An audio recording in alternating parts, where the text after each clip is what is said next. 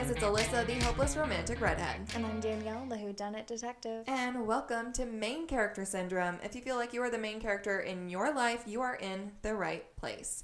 All right, guys, this is part 3 of our Crown of Midnight deep dive, book 2 of the Throne of Glass series.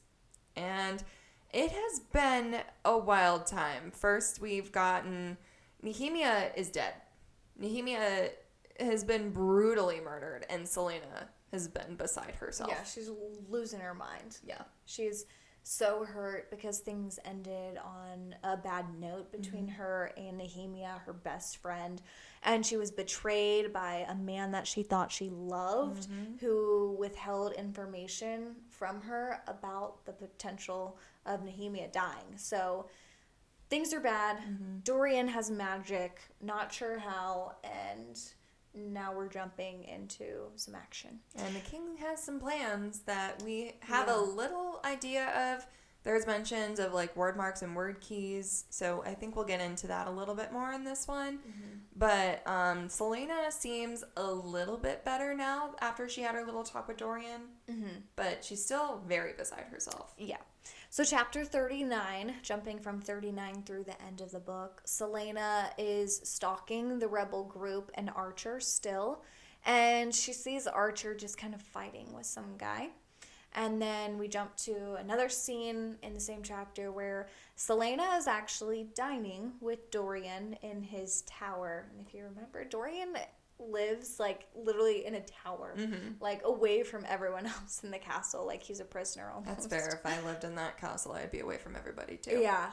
And so then Dorian and her are talking, and I mentioned here that Dorian says that Roland is saying that he's having these headaches.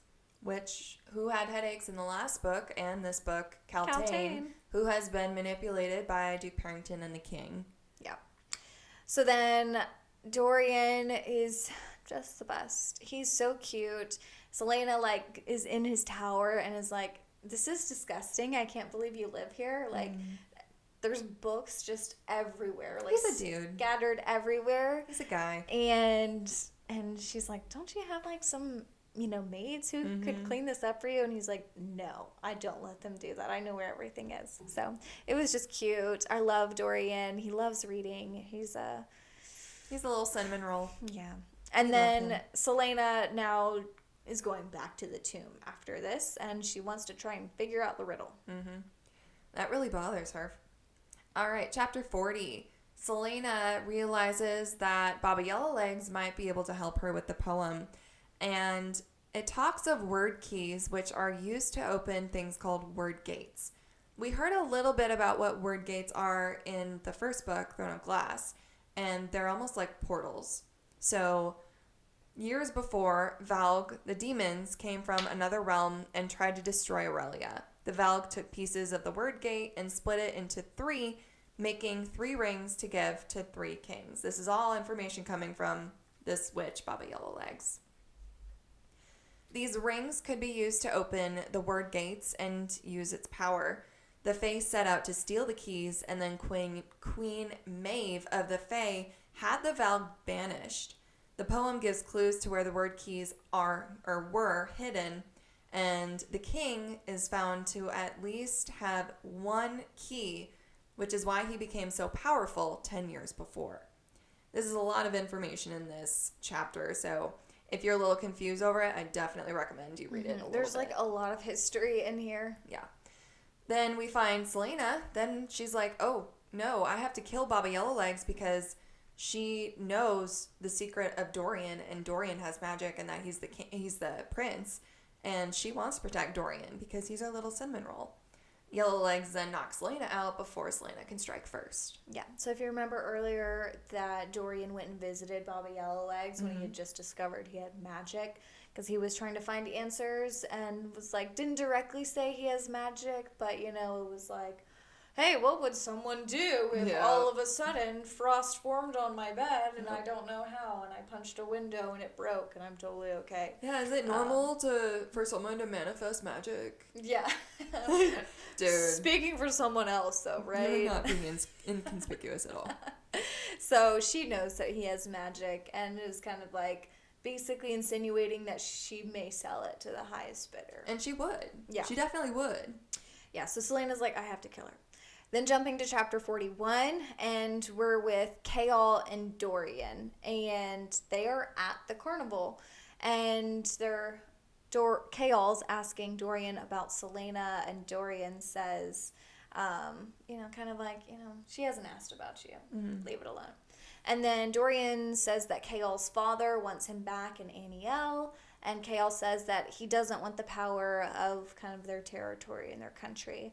Dorian tells Chaol to watch what he's saying and remember where his loyalties lie.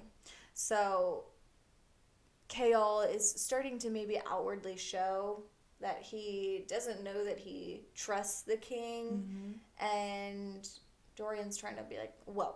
Yeah, watch yourself. Wait a second. Yeah, don't talk like that. And then Chaol is looking around for the genealogy records, and he's looking for the royal family records, and realizes that there are none by the name of Sordothian. I wonder why. But then he says that he always knew that that wasn't actually her real name. So why would you look for it? Yeah. That's just my question. Yeah. So then he starts to look at noble houses, and he doesn't put anything together. Celaena's point of view, she is fighting Baba Yellowlegs, once again, 500-year-old witch in the Iron Clan tribe, and we learn that Baba Yellowlegs has killed a bunch of people. She's killed the Kraken witches, and Celaena's like, the only way to kill a witch is to cut their head off. She's like, I learned that from someone before. And then Celaena ends up killing Baba Yellowlegs. Yeah. Which may have some repercussions because chapter 42, Mort reveals that Kraken witches still exist. They are just in hiding. And that Baba Yellowlegs was queen to her clan. We go to Chaol's point of view. Chaol is in Celaena's room to look for her, finds her will in a book with all she owned and that is going to him and Philippa. She kind of puts that and stipulates. But this is very sad because this was dated 2 days before Nehemia died. And Chaol is beside himself and he just cries. And it's so sad because he loves this girl so much and he just knows he screwed up. Yeah. And he's never going to get her back. But for her to put him in her will and give him basically everything showed him how much she loved her and showed him how much he screwed up. Yeah. And this is like, I mean, I feel for Chaol. Like, I can't imagine, like, where his head's at. I mean, he's split. You know, he wanted to be the head guard. He loves his king. He loves his country. He thinks he's doing good with the king. And then he sees this girl, and she's starting to change his mind and kind of open his eyes. And so everything he once knew, he's starting to learn might not be reality. And so it's so hard. It's so sad because he breaks down. Yeah.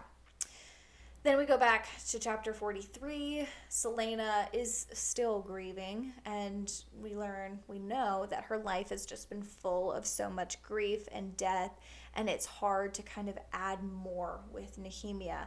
And her way of kind of dealing with this grief is by playing the piano. And in book 1, she does this while she grieves for Sam, and Dorian walks in on her. So she's playing the piano, grieving, and then after goes to the library. In this book, The Walking Dead appears. And she finds a spell for unlocking doors. She goes to the cells, the old dungeon in the back of the library, if you remember, where she thought she saw something that was a rat. And then she starts using word marks to unlock these iron doors. Remember the iron door that had no handle that probably was keeping something hidden behind the door that people probably shouldn't let out? Yeah. That door. Yeah. So then when she's unlocking that door, she finds many more doors, and she keeps like going down and down, and she keeps unlocking these doors deep underground. And then she goes into a cell that the door has actually been broken, and there are like scratch marks on it, like it's been beaten. Yep. And she finds herself in this chamber at the bottom of a tower made with obsidian walls, and she starts to have a headache. She recognizes this stone as the stone on the king's rings and realizes that she's actually under the clock tower right now. Yeah, the obsidian clock tower where she basically had all these visions at the last challenge when she was on some kind of poison. And she was like getting attacked, like actually like attacked by things that no one could see except for. But they were like real because the poison that she ingested like let her see things that other people can't see. Yeah. Like a new world. Okay. Chapter 44, Dorian ends up following Celaena into the stairwell because he's worried for her. Celaena turns back, realizes she's not alone and that there is a monster down there with her. Something she thought once was mortal. This is a kind of a creepy chapter and description because like just the way that it's like insinuated to be tortured and changed from human to monster is... You feel so bad for it. Yeah. You definitely... It was human at one point, and you can kind of tell. It actually, like, you kind of get from the monster's point of view a little bit, because it's like, food. Yeah. I haven't had food in a while. Like, I've been left down here, like, people were... Someone was coming and feeding it and, like... Yeah. Quote, like, kind of taking care of it, I guess, for a while, and then now no one is. So we kind of wonder, was it Cain that was taking care of this creature? And now that Cain's dead, no one's doing it.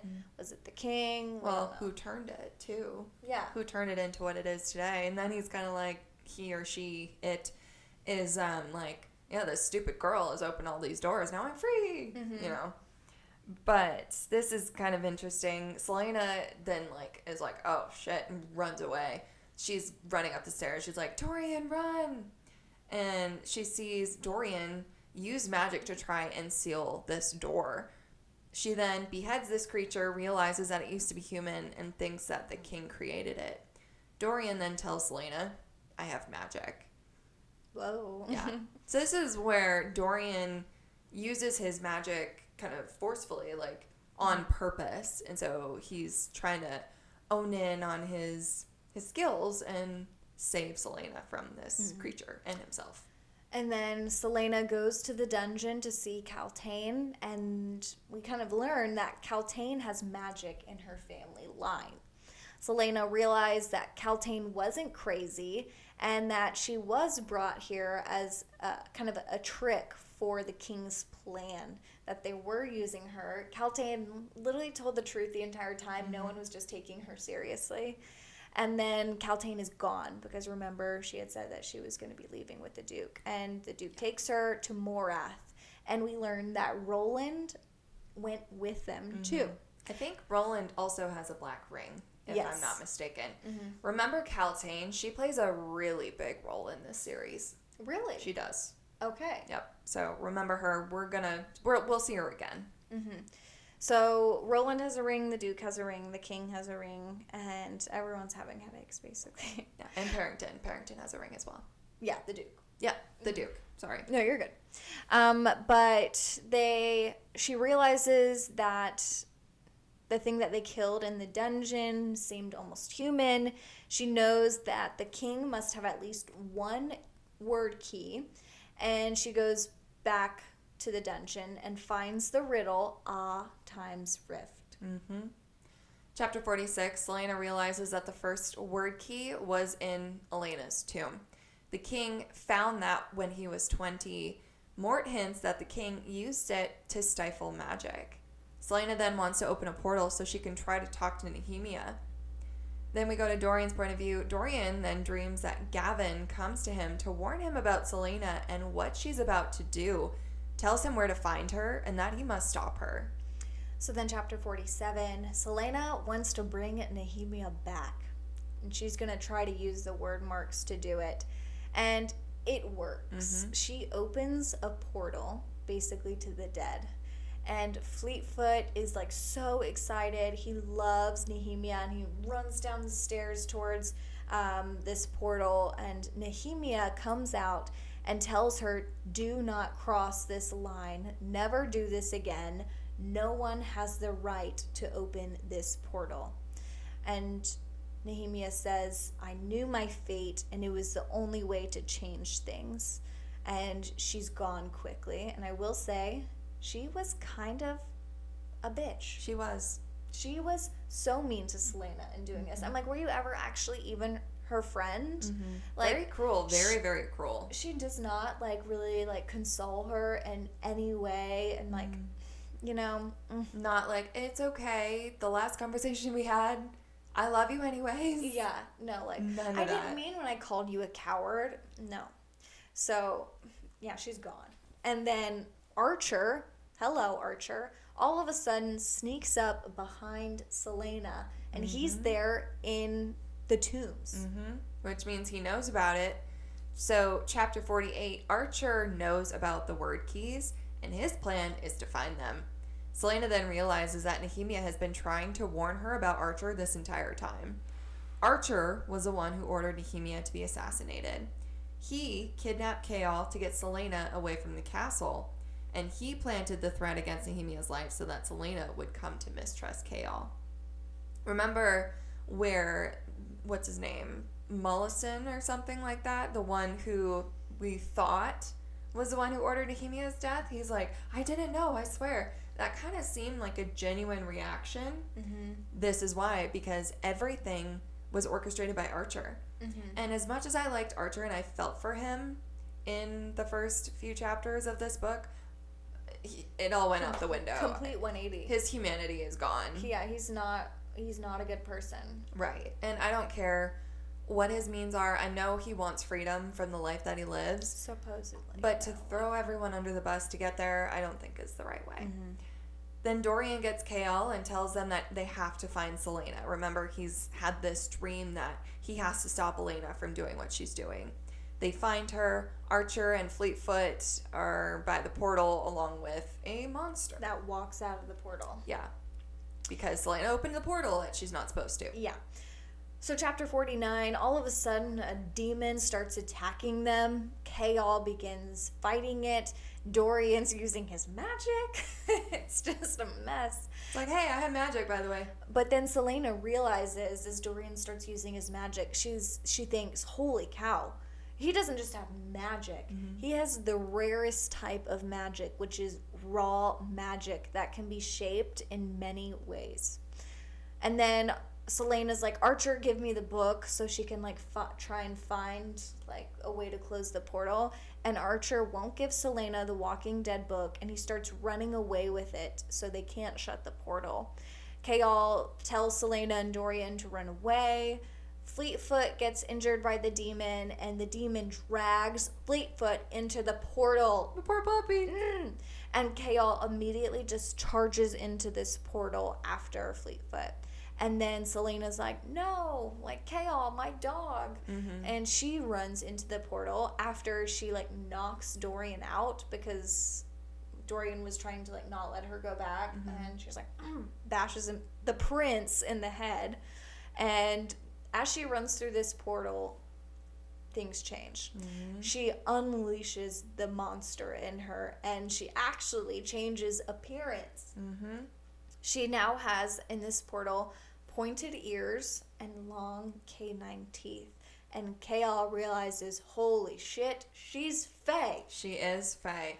Remember, these portals can take you to another world. So in this other world, magic exists. And so whatever has been suppressing the magic in Rifthold has been unleashed with Selena crossing this threshold into another world. So chapter 50, basically very short and sweet. She manages to kill the monster with the newfound strength that she has. Yeah, as Fae. Then they get out of the portal, and Selena runs after Archer. And Archer is like, he's kind of lost his way in this passage. And he's like, Nehemiah's death was for them, and it was for a worthy cause. And he says Nehemiah didn't want to bring Selena around or want Selena involved in what they were doing. And he's like, because she was hiding something about Selena, but he wants to know what and why. Like, what was Nehemiah trying to hide about you? Good friend, not telling her secrets. Yeah, because In the wrong Nehemiah way. definitely knows some stuff. Then, for someone who's like wants to survive, he starts saying some stupid stuff, like how Rourke Farron, the crime lord who killed her lover Sam, he was like, oh yeah, he was a client of mine, and he taunts her by saying that the crime lord said that torturing Sam was the most fun that he ever had.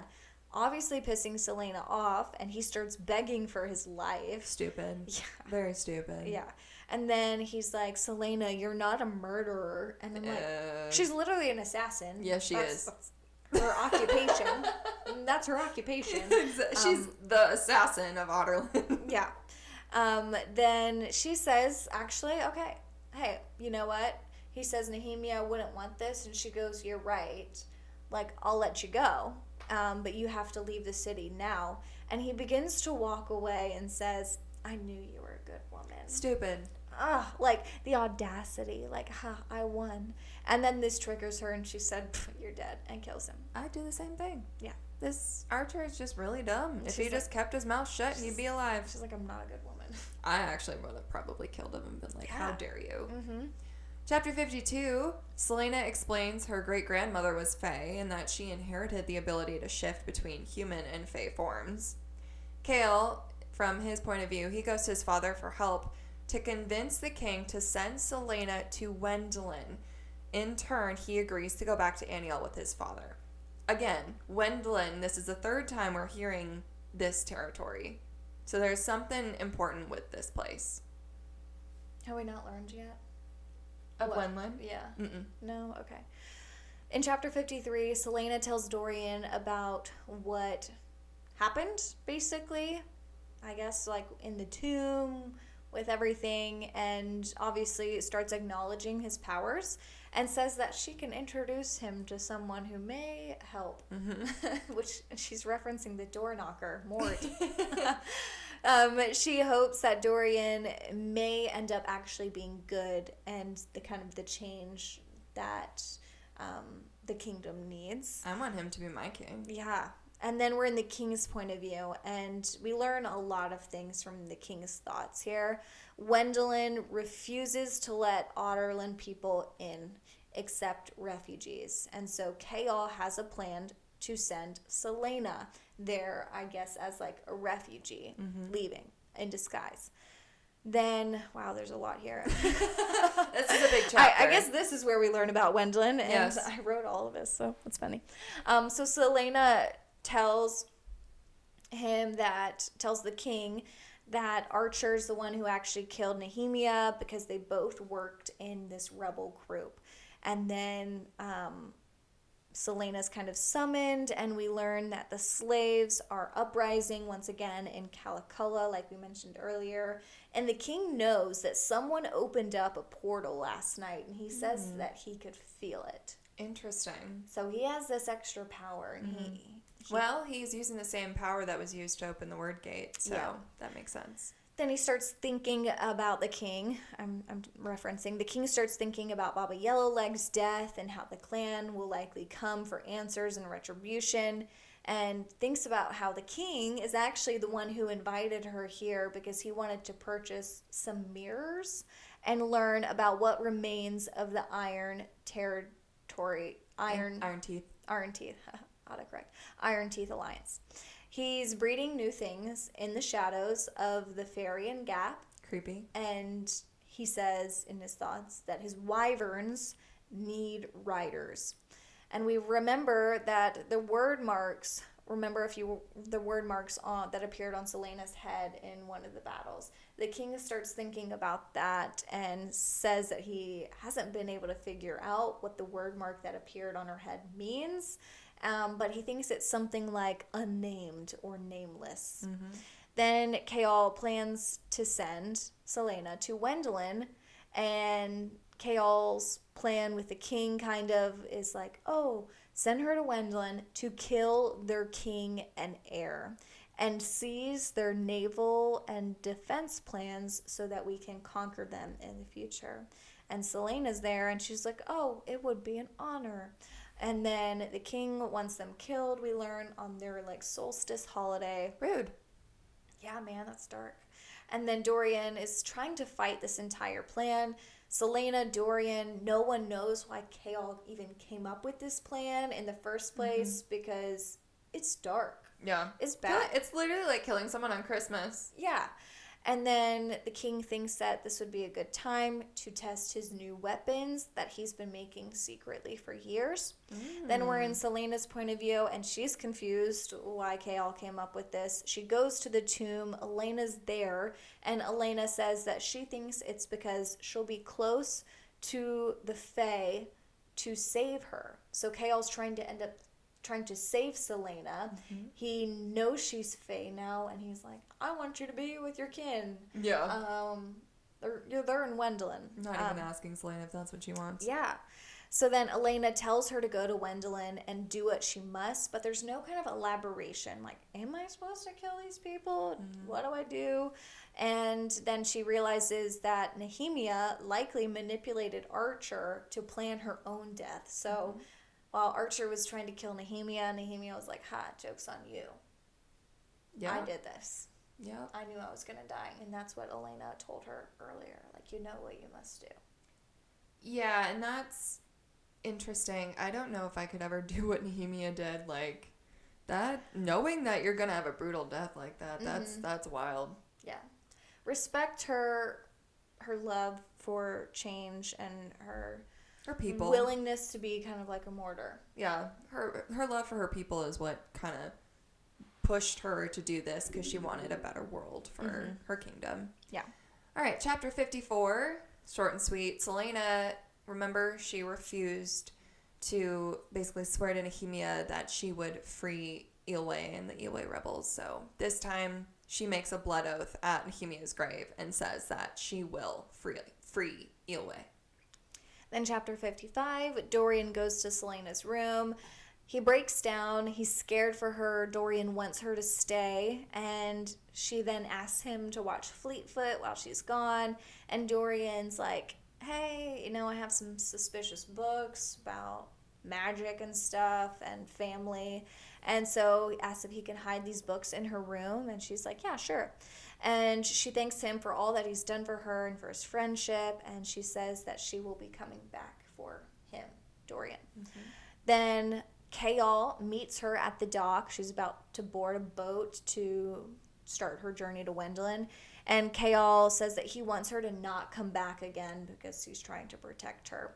She tells him about the word key, the word gates, Baba Yellowleg. She's telling him everything. The tomb, the riddle, the rings that the king has, and she tells him that he has at least one, and that Roland and Kaltain must be a part of some bigger, deadlier plan. She is laying it all out there to someone who really, I'm like, how do you trust him? Yeah, I was going to, he kind of betrayed your trust in the first place. So she's telling him all of his stuff, and then she gives him the Eye of Elena, the necklace, and she whispers something into his ear. Something that she says will make him understand and understand why she must return. And when he understands, he will hate her forever for it. He then asks what that means, because we don't know what she says yet. And she says he'll figure it out, and that she picked him and that she will always pick him. Chaol says he loves her, and she leaves. Yeah. Chapter 56, Chaol's point of view. Celaena whispered in his ear. Celaena whispered a date in his ear, which actually turned out to be the day her parents died. He finds the books Dorian left in Celaena's room, and one is a genealogy of royal families. He then realizes that Celaena is Aelin Ashriver Galathynius, heir to the throne and rightful queen of Terrasen.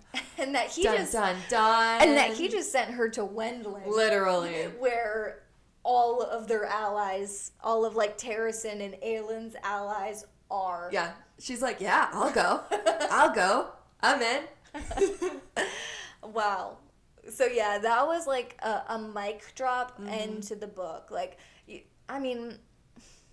there are so many signs beforehand that she's Aelin Galathynius. Yeah. You kind of know before that last page. Especially if you know the story of Anastasia, right? Yeah. The Romanovs family and the lost princess Anastasia. Yeah. It kind of gave those vibes, and it alluded a little bit to that kind of a plot, especially when she's saying, you know, she woke up in the pool of her parents' blood. Well, the royal family of Terrasen were murdered 10 years ago, 10 the years same ago. time that she says her family died. Yeah. And so, yeah, there's just... Selena wasn't her real name. Yeah, everything kind of pointed to it. But still, at this moment, it was validated that she is Aelin. And so I'm excited to follow her into this journey of Wendlyn, see who she might or might not meet. And the rest of the story is really fun. But before we get to Heir of Fire, we will go into Assassin's Blade, which this is the publishing order for this series, so that's why we read it a little bit. But Danielle, you think that Assassin's Blade should have been read first? Yeah, and you said you've never even read Assassin's Blade. I have never read Assassin's Blade. You I read thought the it whole might be series. too sad. Yeah. So it's about it's pre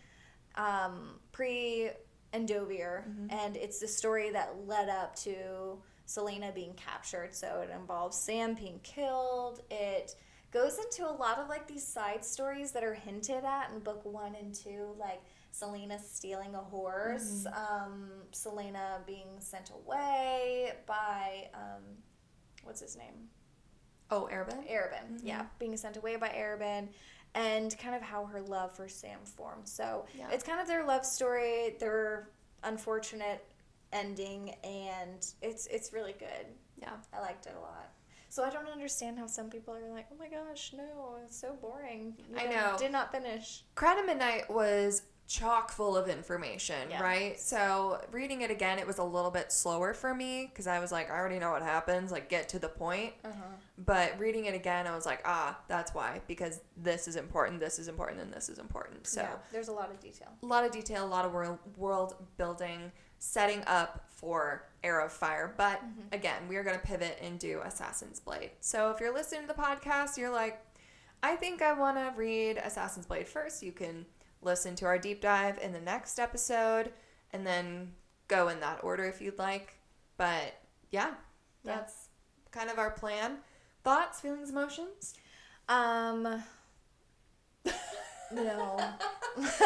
This is now my 3rd time reading this book, so I've processed a lot of them, I feel like, already. But I'm ready to get into Assassin's Blade, and man, I am ready to see what happens now that we're switching from Selena to Aelin. Because my younger sister, I will say, is like, she's like, I'm naming my daughter Aelin. Oh, that's actually really cute. And I was like, really? And she goes, I love Throne of Glass. And so then whenever I was reading book 1 and 2, obviously she didn't spoil like Aelin Galathynius for me. But when I finished book number 2 and I told her I know that it's Aelin, and I kept referring to her as Selena, she goes, you mean Aelin? And she like only refers to her as Aelin now. I see. And I was like, oh, you mean like Selena? She goes, Aelin. Yes, the rest of the series is fun. I will say we're about to get into like some new point of views, and we're about to go into a whole different storyline. So yes, this is fun. Sarah J. Maas just does some fun stories and plots and plot twists. So this will be a good time. But again, Assassin's Blade first, then Heir of Fire. So for now, to the readers who listen, we'll see you later. Bye, everyone.